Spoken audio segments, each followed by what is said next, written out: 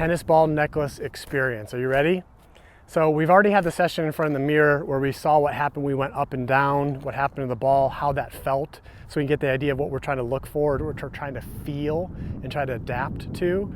But now we're actually out I'm in a random parking lot. You can be wherever you want, track, sidewalk, I don't care. I just want you to have enough space that you can safely focus and maybe feel comfortable wearing a tennis ball around your neck. So here we are. I've got 5 parking space widths set up, around 45 feet. This is the same distance that I like to recommend for warming up with laps down and back. And I'm doing the same thing. I'm doing the same thing where it's going to be about 10%, 20%, each time adding a little bit more and just seeing what happens as I get to that running position. Again, what I'm first focusing on is trying to keep that tennis ball as stable as possible. Yes, it is going to move.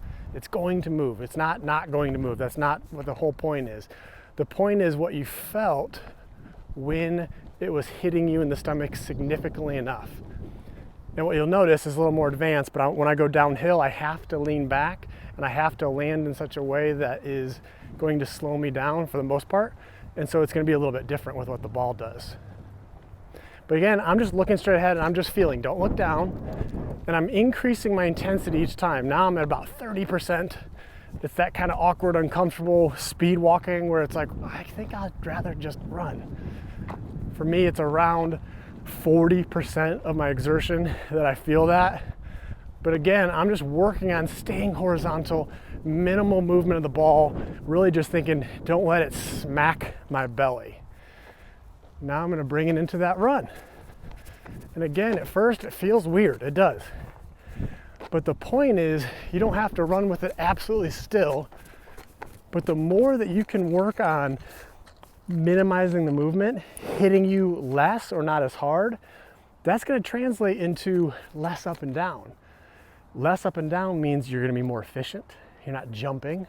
My knees and my calves, my quads are the only thing that can bring me up. So if it's going up and down, I'm going up and down. Again, the key is horizontal.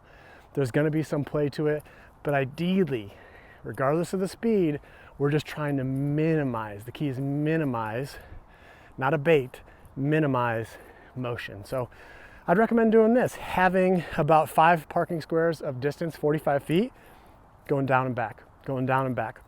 But here's the key though. If you only train with this on, you can become reliant on it. So sometimes that same day, that same session, depends on how quickly you feel like you've got it. Maybe the next day, I'll do about 50% of the session, 5 laps down and back of running with it on. And then I do 5 laps down and back with it off. And I'm working on mimicking the same feeling. Get your mind out of the tennis ball, but you're still looking straight ahead. You're having some of that body awareness of how that felt when the ball was on. And so with time, that's all it is we're just trying to sync up and match your mechanics with the ball on versus off, just to train you to be more horizontal and less vertical. So I hope that was helpful. I'll have more information back on the Kajabi app, and questions, comments, concerns, let me know.